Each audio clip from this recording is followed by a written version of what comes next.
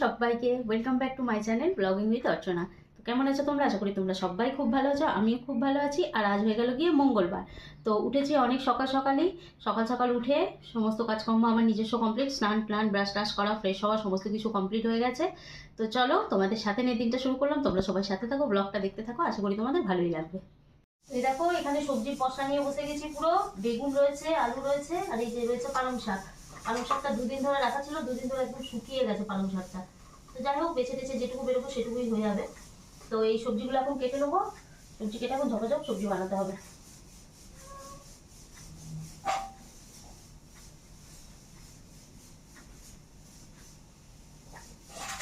সকাল ভুল করলাম, কালকে রাতের বেলায় যদি পালং শাকটা বেছে রেখে দিতে বোধহয় ভালো হতো।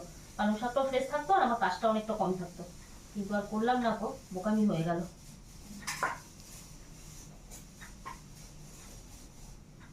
তো এই দেখো রান্না করতে চলে এসেছি ফাইনালি। আর এই যে গ্যাসের মধ্যে কড়াইটা চাপিয়ে দিয়েছি। কড়াইটা চাপিয়ে ওই যেটা দিয়ে ঢাকা দেবো সেই ঢাকনটা একটু মুছে নিলাম, কারণ বাসনের ঝুড়িটাই রাখা থাকে, তো ওই জন্য একটু মুছে নিলাম। আর এদিকে আলু বেগুন ধুয়ে রেখেছিলাম। তো তেল গরম হয়ে গেছে কড়াইয়ে। আর এরপর আলু বেগুনটা কড়াইয়ের মধ্যে দিয়ে দিচ্ছি। তো আলু বেগুনটা দিয়ে আলু বেগুনটা সুন্দরভাবে লাল করে ভেজে নেব। আর আলু বেগুনটা আগেই ধুয়ে রেখেছিলাম, কেটে ধুয়ে রেখে নিয়েছিলাম। তো ওটাই ভেজে নিচ্ছে এখন সুন্দরভাবে কড়াইয়ে। এই যে কড়াই দিয়ে দিলাম। কড়াই দিয়ে এরপরে এটাকে একটু চালিয়ে নিয়ে তারপরে আবার ঢাকাটা চাপা দিয়ে দেবো। আর সকাল সকাল যে যা তাড়া থাকে রান্নাবান্নায়, মানে প্রচণ্ড তাড়াহুড়ো, যেহেতু 7টার মধ্যে 7:30টার মধ্যেই ডিউটি বেরোতে হয়। 5টায় উঠেও মনে হয় যেন সব কাজ বাগাতে পারছি না, মনে হয় যেন কিছু কিছু কাজ আবার অবশেষ রয়ে যাচ্ছে, কিন্তু করারও কিছু নেই। 5টায় উঠি, আরও কত সকালে উঠবো।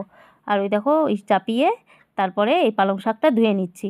আর পালং শাক প্রায় আমি 4-5 জলে ধুই, কারণ শীতকালের পালং শাক মাটি টাটি লেগে থাকে।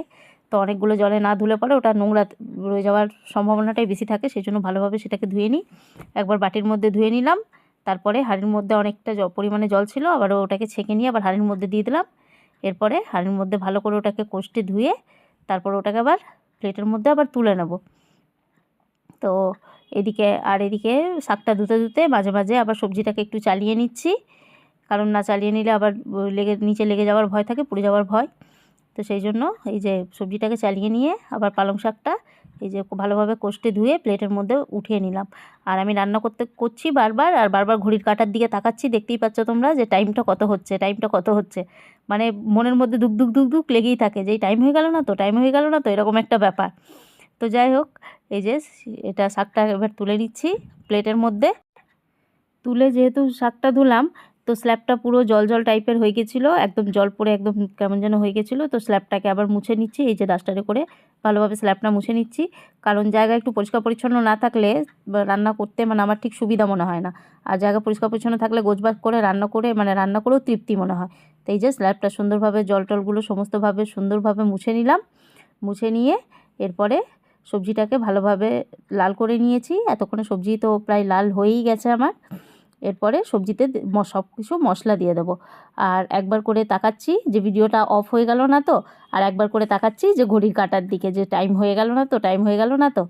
তো ওই জন্য একবার ফোনের দিকে তাকাচ্ছি, আর একবার ঘড়ির দিকে তাকাচ্ছি, আর একবার তাকাচ্ছি রান্নার দিকে। তো এইদিকে প্রায় সব আলু বেগুন সমস্ত কিছু সুন্দরভাবে লাল হয়ে গেছে। এরপর এর মধ্যে দিয়ে দিচ্ছি মশলা।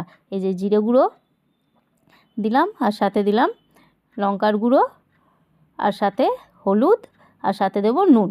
ব্যাস এই দিয়েই সবজিটা করব, আর কিছু পেস্ট মশলা দেব না, কারণ এই সবজিতে কিছু পেস্ট মশলা দেওয়ার প্রয়োজন হয় না।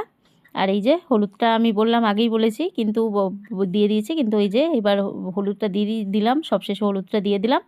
হলুদটা দিয়ে সামান্য একটু জল দিয়ে এটাকে ভালোভাবে এখন কষিয়ে নেব। ভালোভাবে কষিয়ে তারপরে এই যে গ্যাসটাকে একটু সিম করে দিলাম, কারণ গ্যাসটা বেশি থাকলে আবার সবজিটা পুড়ে যাবে। তো গ্যাসটা সিম করে দিয়ে শেষে দিয়ে দিলাম লবণ। তো পরিমাণ মতো নুন দিয়ে এটাকে ভালোভাবে কষিয়ে নেব। আর ওদিকে কিন্তু ভাত অলরেডি ফুটছে। তো মাঝে মাঝে সবজিও দেখছি, আবার মাঝে মাঝে ভাতটাও দেখতে হচ্ছে যে ভাতটা কোথাও উপড়ে যাচ্ছে না। তো ওরকমভাবেই রান্নাটাও ঝপাঝপ করছি, কারণ মাথার মধ্যে টেনশন রয়েছে যে ডিউটি বেরোতে হবে। আর এরপর এই যে সাথে টমেটো কেটে নিলাম, মশলাটা একটু কষানো হয়ে গেছে, টমেটো কেটে নিলাম, তারপর এরপর টমেটোটা সবজির মধ্যে দিয়ে দিচ্ছি। তারপরে টমেটোটা ভালোভাবে কষিয়ে নেব। আর এই যে টমেটোর মাথাটা বাইরে ফেলতে গিয়ে একটা কাণ্ড হয়ে গেছিলো, যে ওটা সবজির মধ্যে আবার এসে পড়ে গেছিলো, দিয়ে ওটাকে উঠিয়ে আবারও ফেললাম জানলার থেকে বাইরে। তো যাই হোক, মশলাটা কষানো হয়ে গেছে। এরপর এর মধ্যে পালং শাকগুলো, ধুয়ে রাখা পালং শাকগুলো দিয়ে দিলাম। দিয়ে এটাকে সুন্দরভাবে এবার কষিয়ে নেব। এটাকে সুন্দরভাবে কষিয়ে নিচ্ছি। আর এদিকে ভাতটা কিন্তু হচ্ছে, ভাত থেকে দেখো গরম গরম একদম পুরো ভাপ বেরোচ্ছে।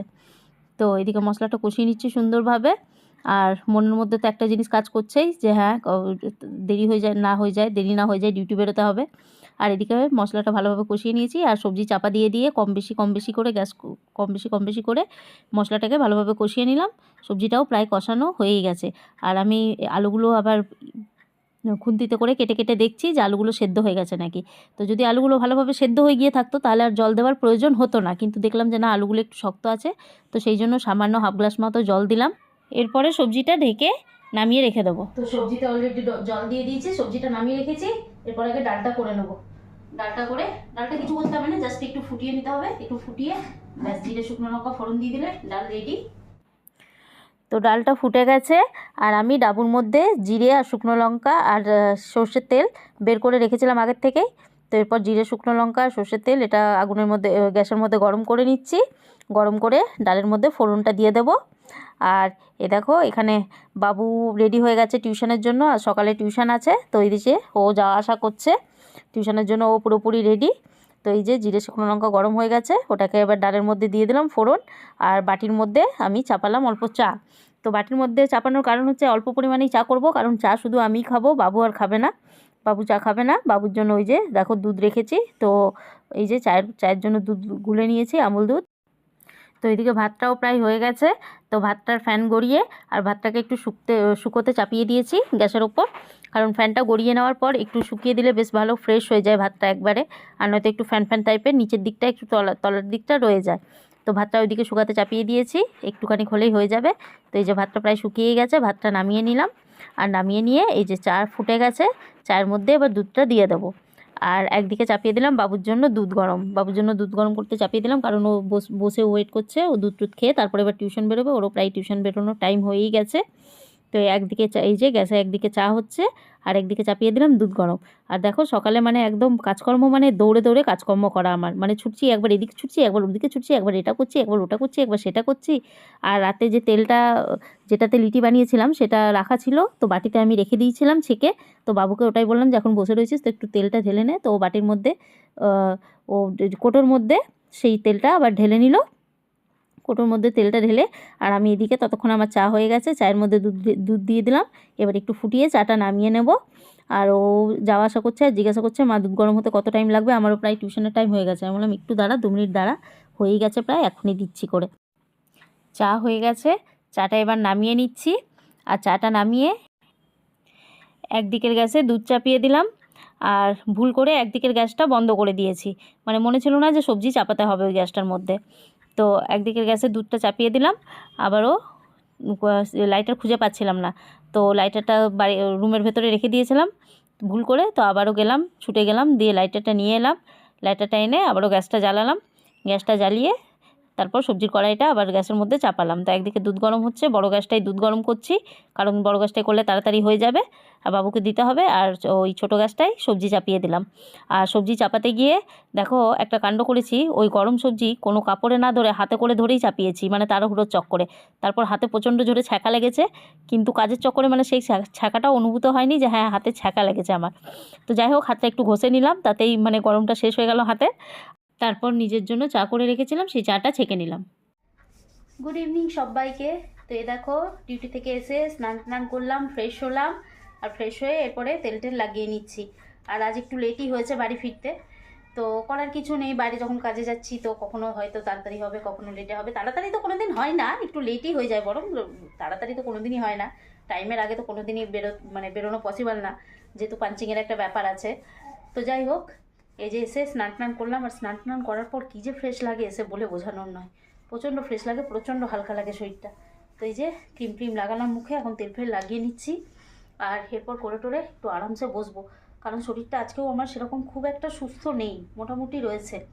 কিন্তু কাজে যেতেই হবে, কাজে না গেলে উপায় নেই, কাজে না গেলে সংসার চলবে কী করে। তো যাই হোক, কাজে কোনো রকমে যাচ্ছি টেনে হিচড়ে, কিন্তু সকালে উঠে ঘরের কাজকর্ম করছি, বিকেলেও ঘরে এসে ঘরের কাজকর্ম করছি, কিন্তু তবুও শরীরটা কোথাও না কোথাও যেন মনে হচ্ছে সাথ দিচ্ছে না, প্রচণ্ড শরীরটা অসুস্থ লাগছে। তখন এগুলো করে এখন কিছুক্ষণ বসবো আরাম করে, তারপর দেখা যাক রান্নাবান্না কী করি না করি। এখনও কোনো কিছু কনফার্ম নেই, কী করব না করব, বাদেও করব কি না করব সেটাও কনফার্ম নেই। তো দেখা যাক কী করি না করি। তখন এগুলো করে একটুখানি আরাম করে বসবো। আর কথা বলতে বলতে একদম হাঁপিয়ে যাচ্ছে আমি, মানে বুঝতে পারছো যে শরীরটা কী পরিমাণে আমার মানে অসুস্থ রয়েছে, একটুও ভালো লাগছে না, একটুও ভালো লাগছে না। তো যাই হোক, চলো এখন এগুলো করে টোরে। তো আজকে যেহেতু শরীরটা একদমই ভালো লাগছিল না, সকালেও তোমরা দেখলেই যে কালকেও শরীর অসুস্থতাতে কালকেও সকালে ডিউটি গেছি, সকালে রান্না করেছি, আবার বিকেলে রীতিমতো রান্না করেছি, আবারও আজকে সকালে উঠে রীতিমতো রান্না করেছি, ডিউটি গেছি, আর বিকেলে ডিউটি থেকে এসে আর মানে উনুনের তলে যেতে একদম ইচ্ছে হলো না, চুপচাপ বিছানার মধ্যে চুপচাপ শুয়েছিলাম, আর বাবু পড়তে বসেছিল। তো এটা নয় যে হ্যাঁ রান্না করিনি বলে খাওয়া দাওয়ার বন্দোবস্ত কিছু করিনি, খাওয়া দাওয়ার বন্দোবস্ত অবশ্যই করেছি, যদিও আমি বাইরের জিনিসটা বেশি বেশি খাই না বা বাবুকেও দিই না, বাইরের জিনিসটা একদম অ্যাভয়েড করে চলার চেষ্টা করি, কিন্তু কি করব বলো, প্রয়োজন অপ্রয়োজনে তো খেতেই হবে, করার কিছু নেই। তো যেহেতু আজ শরীর একদম ভালো লাগছিল না, বাবুকে পাঠিয়েছিলাম একটু বাজারের দিকে, বললাম বাজারের দিকে বলতে আমাদের বাড়ির কাছেই, বেশি মানে আমাদের বাড়িটা অ্যাকচুয়ালি বাজারের মধ্যেই পড়ে, তো বাড়ি থেকে ওই পায়ে হেঁটে হয়তো 5 মিনিটের রাস্তা।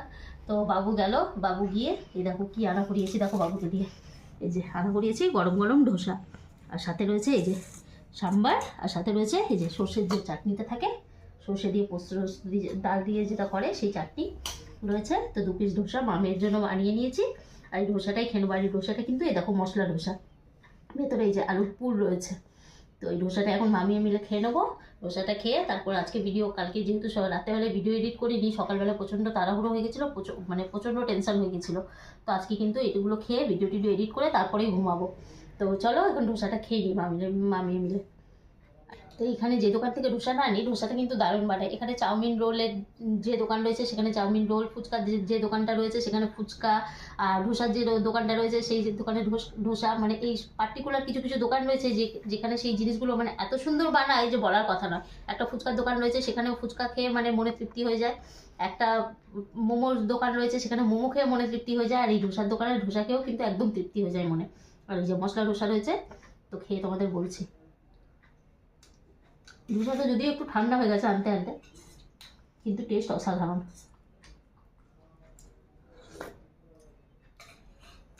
জাস্ট অসাধারণ, দারুণ হয়েছে। আর এটা আমি খাবো, এটা বাবু খাবে।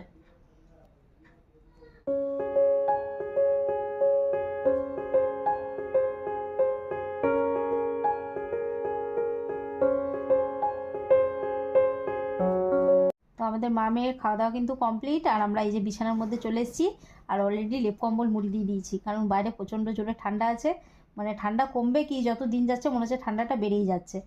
আর যেহেতু আজ রান্নাবান্না করিনি, তো সেরকম কিছু কাজকর্মও ছিল না। রান্নাবান্না করলে বাসন টাসন হয়, বাসন টাসন ধুতে হয়, গ্যাস পরিষ্কার করা, রান্না করলেই মানে দুনিয়ার কাজ থাকে, প্লাস রান্না করা। কিন্তু আজ যেহেতু রান্না ছিল না, সেহেতু কোনো কাজই ছিল না, না সেরকম বাসন হয়েছে, গ্যাসও পরিষ্কার করতে হয়নি, কিছুই না। তো শুধু খেলাম দিলাম, আর খেয়ে জাস্ট এঁঠোটা পরিষ্কার করে তারপর বিছানায় চলে এলাম। তো চলো আজকের ভিডিওটা এই পর্যন্তই। তোমাদের যদি আমার ভিডিও ভালো লেগে থাকে তাহলে ভিডিওতে লাইক দিও, কমেন্ট করো, সাবস্ক্রাইব করো, আর তাহলে দেখা হচ্ছে তোমাদের সাথে কালকে আবার নতুন ভিডিওর সাথে। ততক্ষণের জন্য তোমরা খুব ভালো থাকবে, সাবধানে থাকবে, সুস্থ থাকবে। তাহলে সবাইকে গুড নাইট, টাটা।